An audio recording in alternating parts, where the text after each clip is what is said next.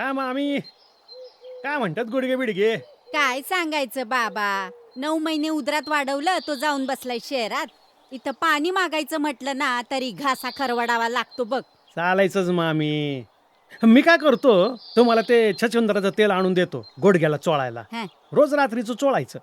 टाईटच होतंय. तुम्हीच उठून पाणी पिऊ शकता. कोणाला काही विचारायचं नाही, काय नाही. सरळ आपण जायचं, डेऱ्यातनं पाणी प्यायचं. आई आई ग, कोण कुठला तू? तुला माया फुटली र पोरा. देव तुझं बरं करल र बाबा. ठेव. काय आहे?